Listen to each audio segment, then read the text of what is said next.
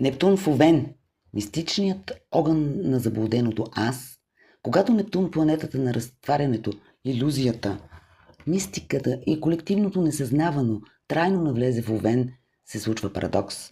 Овенът е знакът на аза, на първи импулс, на аз съм. Нептун обаче не казва аз, а ние всичко нищо. Това е среща между желанието да бъдеш и изчезването на границите на битието. Огън, който не знае какво изгаря. Астрологично това е период, в който волята се манифестира. Действието вече не е ясно, директно, мъжествено в класическия смисъл. То става водено от видения, заблуди, месиански импулси, от усещането, че нещо по-висше действа чрез мен. Това е опасен, но и дълбоко творчески транзит, раждане на нови митове за героя, но и масови илюзии за спасение чрез сила, борба и жертва. Юнгианската перспектива, разпад на егото, герой. В юнгиански смисъл Овенът съответства на архетипа на героя, този, който тръгва, воюва, доказва себе си. Нептун обаче е океанът на колективното несъзнавано, в който героят лесно се разтваря. Егото вярва, че действа съзнателно, но всъщност е обзето от архетип. Това е класическият момент, в който личността се идентифицира с мисия, истина, идея, която не е интегрирана, а преживяна като абсолют. Юнг би казал, сянката и самозаблудата се маскират като морално превъзходство. Нептун в Овен унищожава егото директно.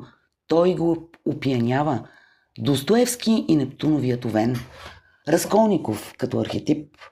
Престъпление и наказание е почти перфектен литературен образ на Нептун в Овен, макар написан далеч преди модерната астрология. Разколников е овеновски герой, млад, интелектуално агресивен, обсебен от идея за действие. Той иска да направи нещо, да премине граница, да докаже, че е изключителен, но мотивът му е напълно Нептунов, мъгляв, морално неразтворен, обвит в идеология и псевдосъстрадание. Той не убива просто от корист, той убива в името на абстрактната идея, която му позволява да се почувства избран. Тук виждаме Нептуновата илюзия. Ами ако аз съм Наполеон? Ами ако имам право? Това не е рационално зло. Това е мистично зло. Зло, което вярва, че служи на повисша цел. Именно това прави престъплението толкова разрушително за психиката му.